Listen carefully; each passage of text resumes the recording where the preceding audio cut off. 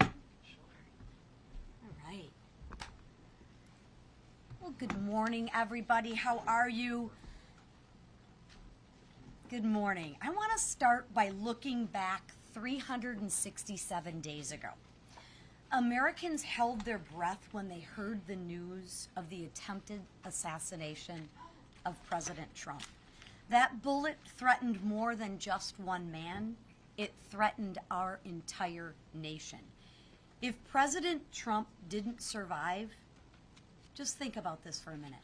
Would border crossings be at an all-time low? Would Iran not have a nuclear weapon? Would Treasury have received an unexpected surplus as the president levels the playing field through his tariff negotiations? Would the stock market be at an all-time high? I doubt it. Now, as we reflect upon that day, we are reminded of just how far we've come since then and how much more we have to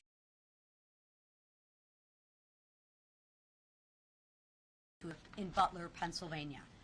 Now, the last time the House Republicans were in Washington, we kept our promises.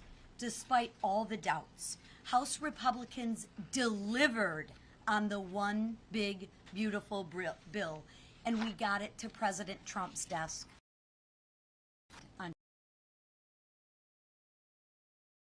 will benefit all to Louisiana and from Florida to California.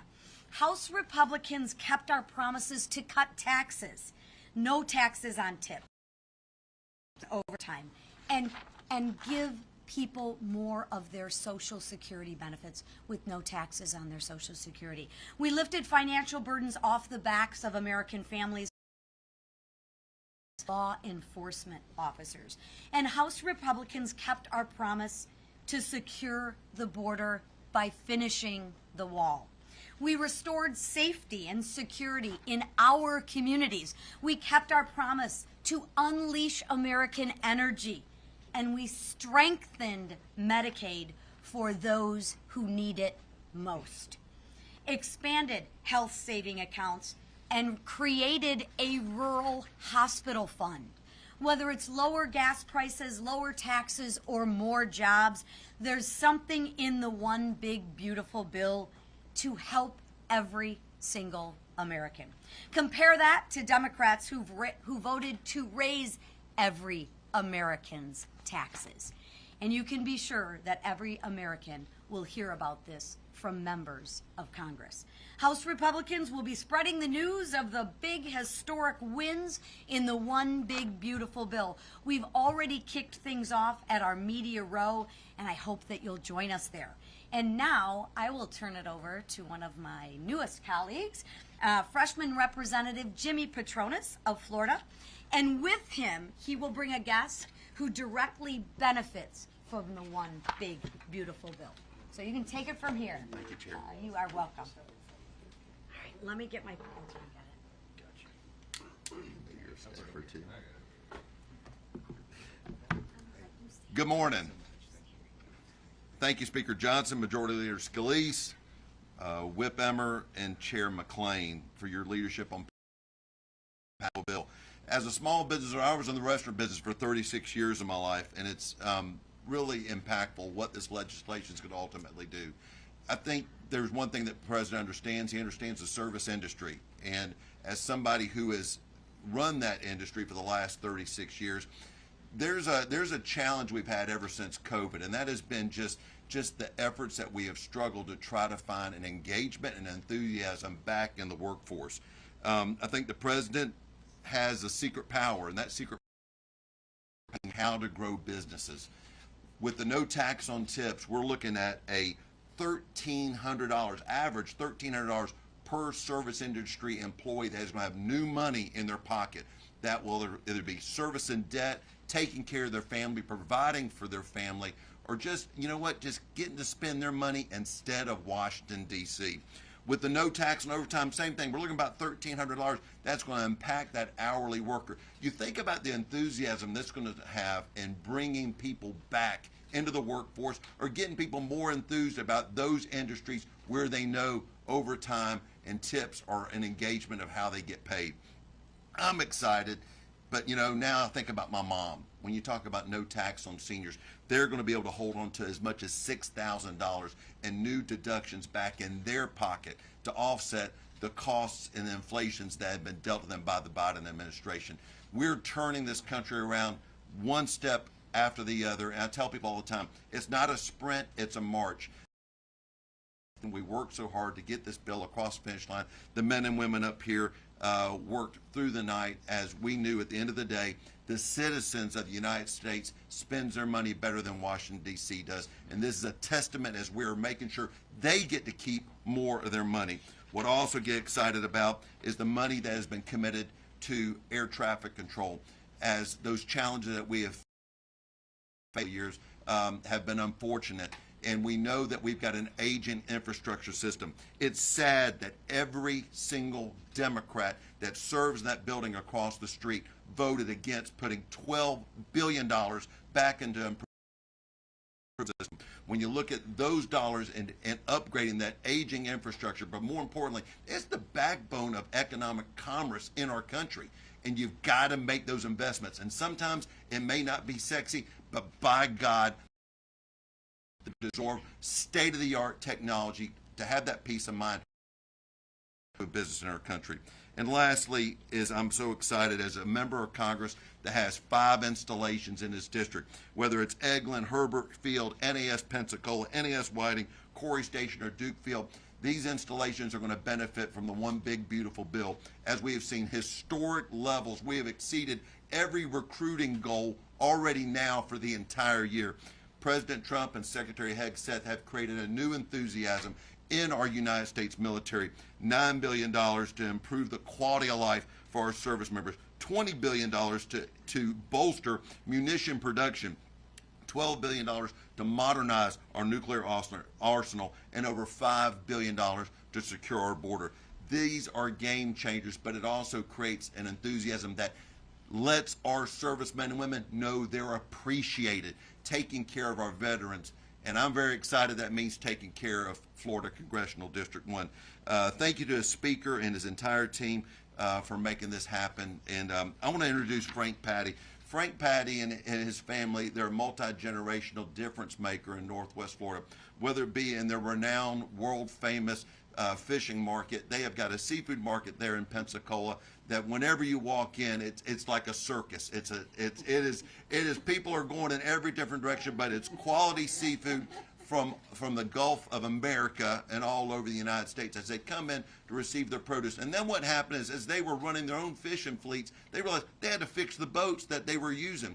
So what they do, they decided to build their own shipyard. So whether it be running their own seafood market, fixing their own ships, or building the next generation of ships that are taking care of the Army Corps of Engineers or just the private sector, this family has made a commitment, and it's exciting to have them up here being a part of what the Big Beautiful Bill means to their family and their ability to grow their economy in not just Northwest Florida, but in our country. Frank. Thank you so much, Jimmy. Thank you so much. Well, appreciate that so much. My name is Frank Patty Jr. I am an owner-operator at Patty Marine Enterprises and Joe Patty Seafood. We are based in Pensacola, Florida. First, I'd like to thank Speaker Mike Johnson and Majority Leader Steve Scalise and Majority Whip Tom Emer and Chairman Lisa McLean. Thank you. And, of course, my buddy Jimmy. It is an honor to speak today from our nation's capital with this incredible team that you have here and speak about this positive impacts of the One Big Beautiful Bill. My daughter Mandy and I are very proud of our family business. My grandparents are both born in Sicily, 10 miles apart from each other, and met for the first time in Pensacola.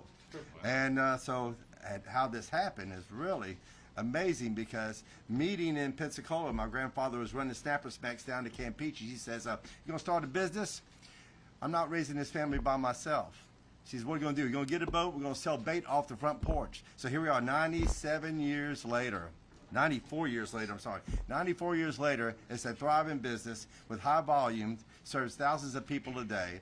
And then we got into business to build our own fleet. So we set up a shipyard in the parking lot, rolled the first vessels in on wooden logs, very meager beginnings, and built our own fleet, operated our own fleet, sold our own product. Of course, we started building for everybody. So the fishing vessels from Dutch Harbor to Maine. We built the very first licensed gambling boat in the country. We built the largest gambling boat in the country. Did a lot of vessels for the Army Corps of Engineers. Matter of fact, we built more vessels for the Army in a 20-year span than any other shipyard, and got an award from the Corps for outstanding civilian service, and then other significant vessel awards. We were very blessed with all our work. But of course, we want to talk about safety too, because we are very big on safety, and our shipyard, the last 4 national safety awards we got, the last 2 were the best small shipyard in the country, and that was 2 years in a row. So we're very blessed for our great team that we have, and the family that we were blessed with, and my daughter Mandy, who and my son, and my grandparents and everybody, that how far we've come. So for our shipyard employees and our seafood employees, the no tax and overtime means more take-home pay, which reflects in greater retention and happier families. Thank you. And for our shipyard operations, the full deductibility of the new construction and the 100% immediate expensing of equipment, and the extension of the Trump tax cuts allows us to reinvest directly into our workforce, our facilities, and grow our future. Even more exciting is the potential for maritime prosperity zones, designating coastal working waterfronts like ours in Pensacola, and prioritizing development areas which will supercharge innovation, attract more skilled labor, and secure American domestic shipbuilding capabilities.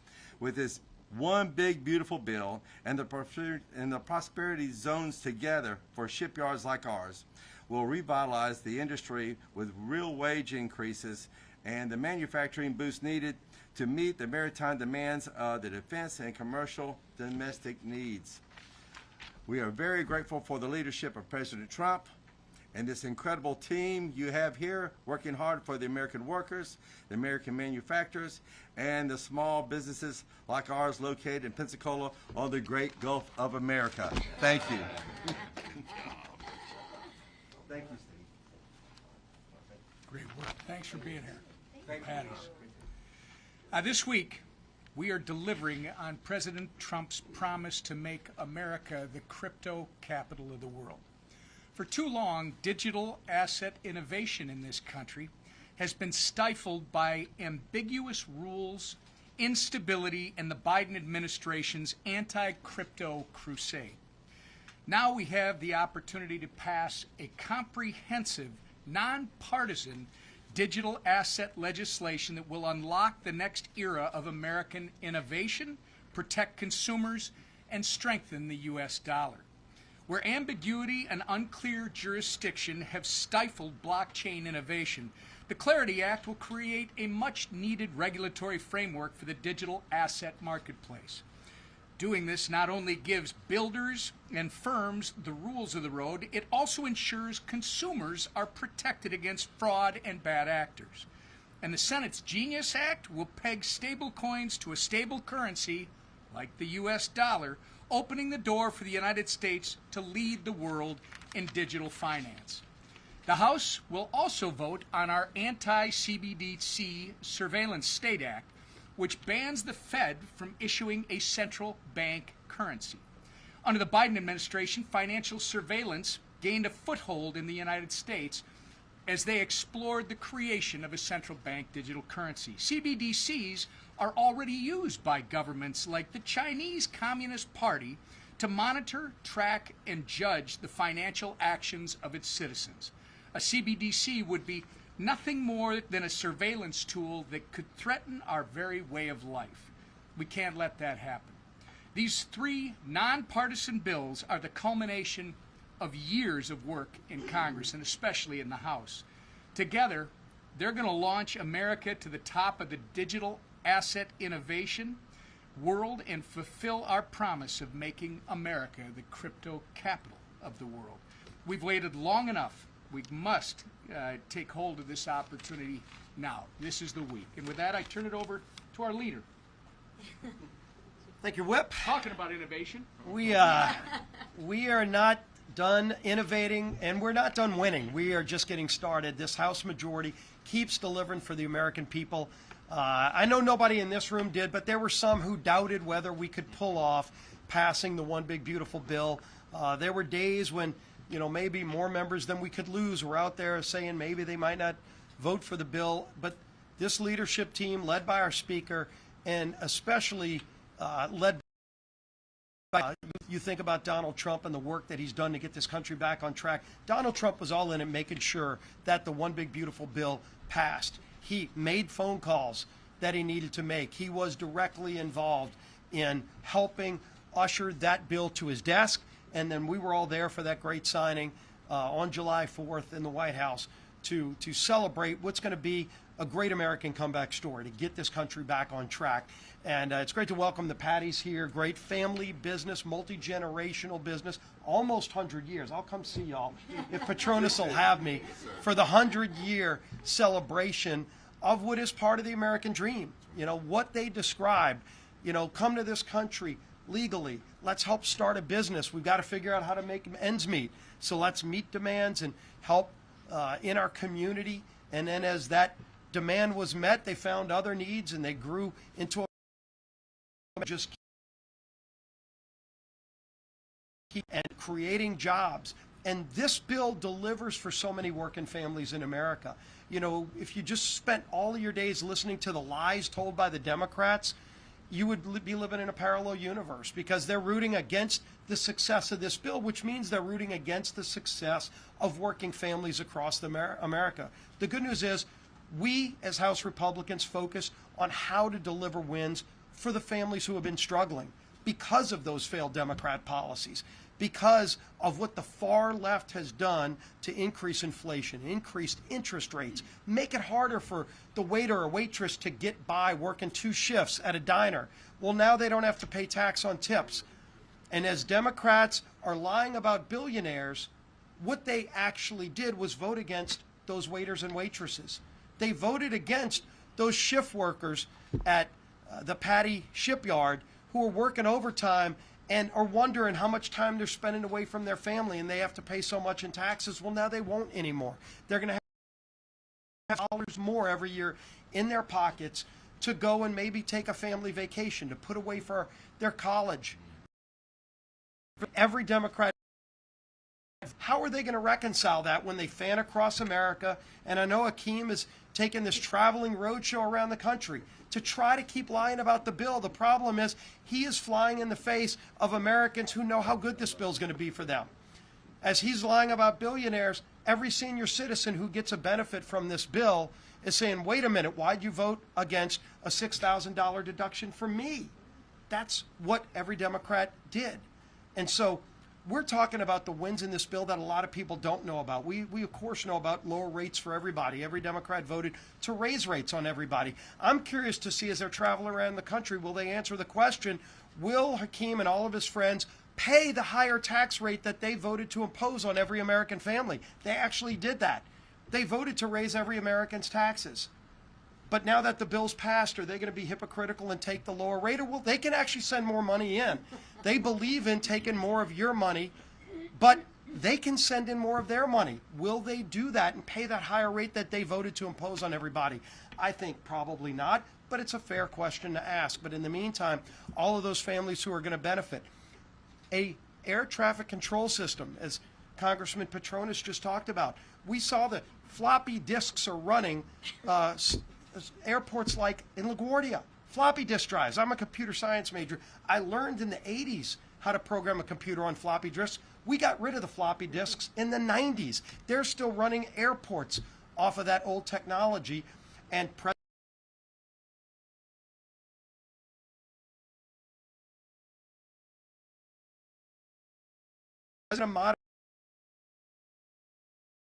they have the confidence that that air traffic control system at their airport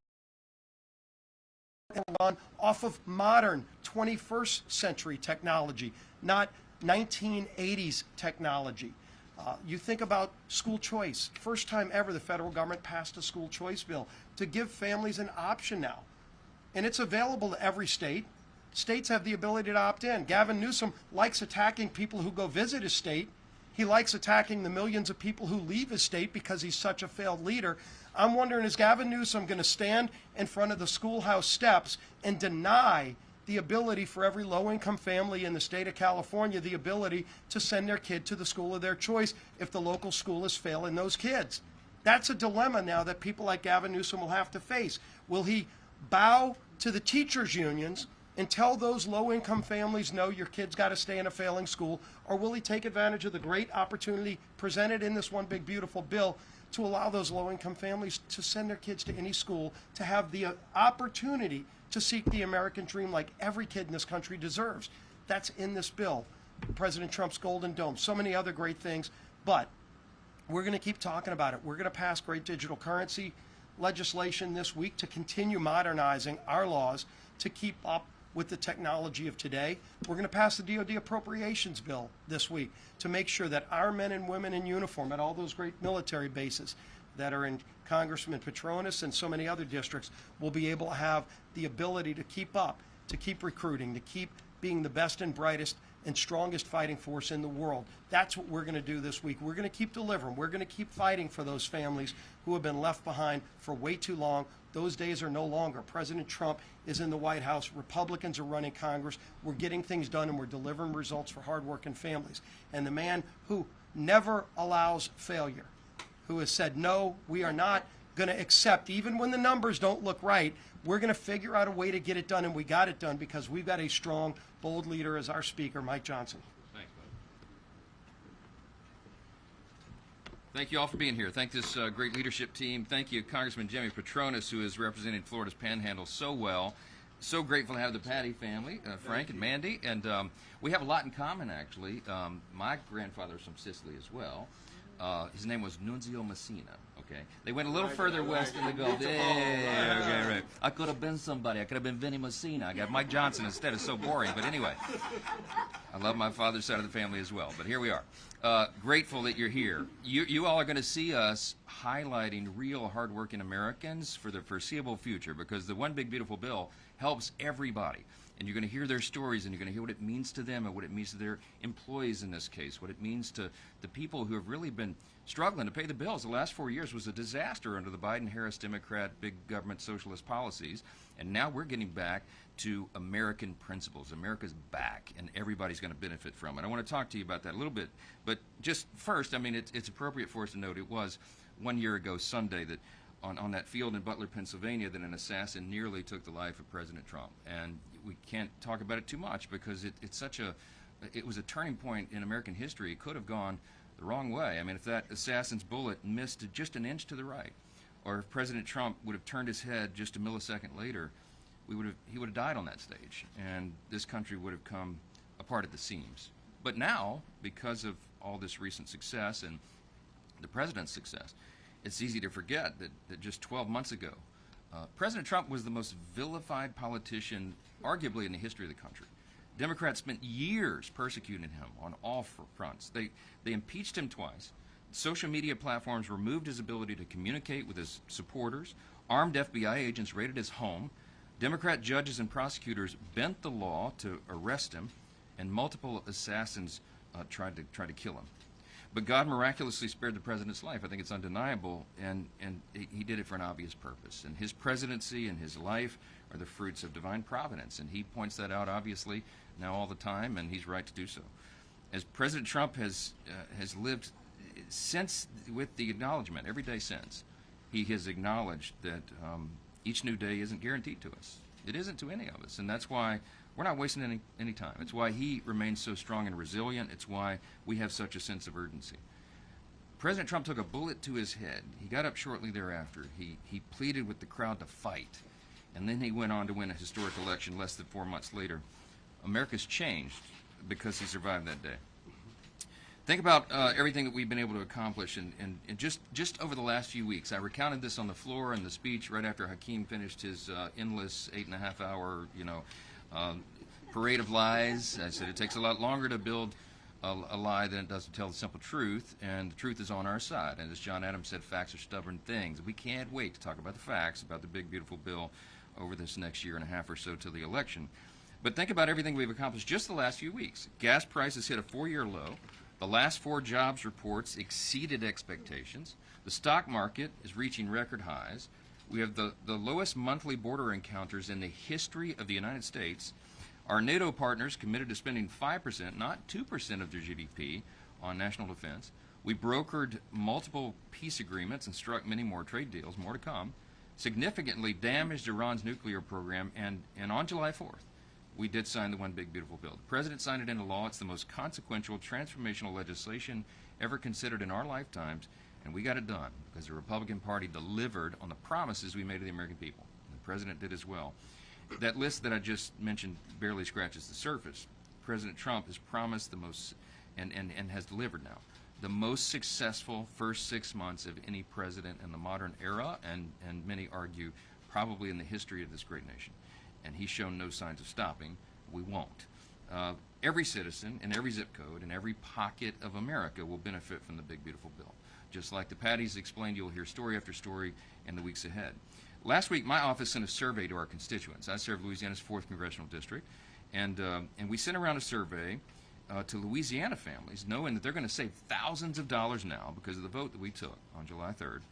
We asked them, how would you use the extra money? And here's some of the responses. James said he's going to use the savings to open a Roth IRA for his family. Janice is an 80-year-old widow. She said she's going to use the savings for much-needed repairs to her home. Whitney is in a retirement home. She's going to utilize the savings to help pay rent. Pamela is grateful for the increased standard deduction and will likely add these savings to a rainy day fund for future expenses. Another constituent named James said he doesn't even want the relief. He said he's going to spend his thousands. He'd like to send it back to us to, quote, use for more plane tickets for people heading back south of the border wall. Okay? All right? That's a real response. All right? So, yeah. So many of my constituents said they would use their savings on things like basic needs and bills and debt payment and transportation and home repairs and helping family members and adding to their emergency funds, or some of them taking a well-deserved vacation. You know what? As Jimmy said earlier, it's their money. It's not the government's money, and we're delighted to give it back to them. That's the beauty of the One Big Beautiful Bill, and you can spend it however you please. And I know the stories are similar in the other 434 congressional districts across this country. Despite the Democrats' repeated lies about the bill, lower and middle-income Americans are going to reap the greatest benefit. Individuals making less than $50,000 per year will receive the largest benefit from the tax cuts. Tipped and overtime workers will see no taxes on those wages. Take-home pay for the typical hardworking American family will increase by over $10,000 a year, and over 50 million seniors will now pay no taxes on their Social Security. This is real. The bill was written of, by, and for the American people. And with President Trump's signature on Independence Day, the American people will finally begin to feel relief. I'll just end with this statement and we'll take some questions. America First is no longer an agenda. It is now the law of the land. And that's what the people voted on last November to deliver, and we did it in less than half a year. So I'll take a few questions. Front row. First of all, Speaker Benny Messina would have been great. Hey. So regarding yesterday's Supreme Court order on the Education Department, you've previously been asked whether Congress will assert its constitutional authority and pass legislation closing the department, which of course was created by an act of Congress. When exactly does that moment arrive? Does the President having, quote, ultimate authority over the Education Department, as was Secretary McMahon's interpretation of the order, not conflict with Congress's legal and constitutional power? At what point does this become a separation of powers conflict?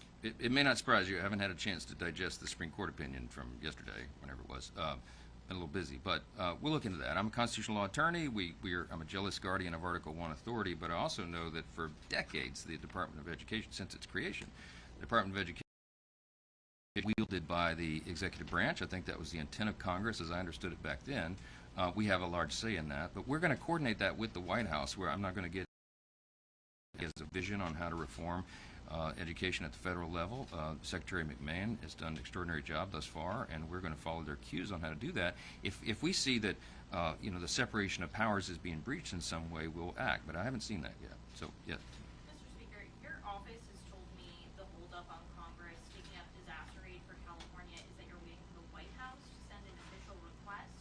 The president has indicated no interest in doing so, in part because of his tiff, beef with Gavin Newsom, whatever you want to call it. Will you commit to including California in any disaster aid package passed out of the House, whether it be Texas, the Carolinas, regardless of the president's feelings about California? Well, first of all, we wouldn't know how much to commit because there's a process that this goes through. The White House, in every administration and every previous Congress, the White House takes the request of the state. After the calculations have been done, the assessments, there's a multi-step process to this. They take that, they send the request to Congress, and then Congress it goes through regular order and acts upon the request. We just haven't had that in California yet for whatever reason. Gavin Newsom seems to enjoy trying to stick his thumb in the eye of the White House and the Congress, which seems to be counter-purpose if he is requesting relief. Look, we're going to do the right thing at the end of the day. We'll take care of the American people. We'll take care of our federal responsibilities. But we've not seen the calculation nor the formal request yet, and I'm going to act upon it until we do. The formal request was sent to your office in February, sir. I would get the request from the White House and the executive branch. That's how this works. We're going to follow the rules. Mr. Yes. Speaker, what's the consternation among House Republicans about possible changes to the rescissions bill in the Senate, and what that would be like in terms of timing as you're up against this deadline on Friday? Yeah, the Friday deadline looms. We're encouraging our Senate partners over there to get the job done and to pass it as is. That's what we did. It reflects the intention and the view of the House. This in our view, was low-hanging fruit. This rescission package is, you're talking about funding for USAID, the egregious abuses that the DOGE analysis and audits uncovered. We've got to claw that back. The American people, everybody demands that. We can't fund transgender operas in Peru with U.S. taxpayer dollars, right? So come on. The NPR and PBS components this is in our view the misuse of taxpayer dollars. They're biased reporting. They're not objective. They pretend to be so. They have for a long time, and the people don't need to fund that. I mean, we're in an age of you all know, you work in the industry. I mean, media is so multifaceted now. There's so many avenues and areas for information, and while at its origination, NPR and PBS might have made some sense, and maybe it does now, but it shouldn't be subsidized by taxpayers. So these are simple questions to answer for us. The House has acted appropriately, and I hope the Senate will do the same. I've urged them, as I always do, to please keep the product unamended because we have a narrow margin and we got to pass it. But we're going to process whatever they send us whenever they send us, and I'm hopeful that it'll be soon. What's this say about the mission if you're unable, though, to pass those things? So, I mean, the idea that Republicans talk about cutting the spending, and if there's a conflict, then you can't get it done through that deadline? I don't accept defeat, Chad, so we'll see what happens. Yes. Thank you, Mr. Speaker. Homeland Security Committee Chair Mark Green will be leaving on the 20th. Have you talked to any of the contenders and who can succeed him? How much do you want to weigh in on that?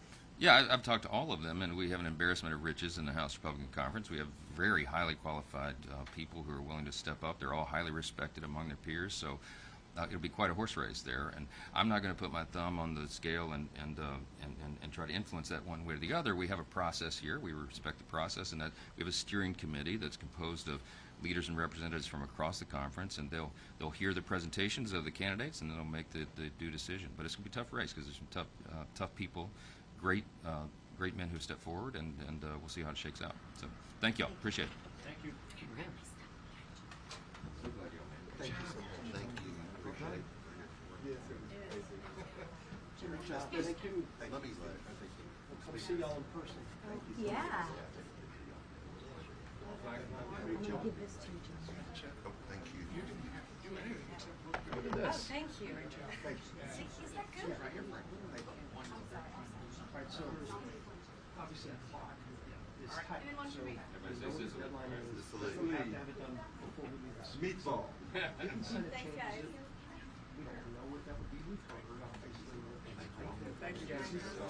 Great job, Jimmy. Thank you, sir. So the Senate's got to do their job. We're going to run but we would then process. Let's see when they finish it. So whenever they finish it, they're going to have to make an evaluation. Is this you would call and say, I'm in charge. That means time to eat, okay? And if you weren't there, what you said, listen, you didn't get to see the detention. They were trying to get a normal hours. They got it at 3 in the morning. Two decisions. Take that decision and try to play that. That's our team of chicken and that's a high stakes condition. Thank you. You know, they're not letting go. That's thank you so much. Whether they hold the dollars in. But even if they make changes, we'll evaluate that. And at the end of the day, we will get to The cleanest shipyard you've ever seen. The whole crew sweeps the yard from even the street, okay, before they get their checks in. we know what the challenges are. It's impressive.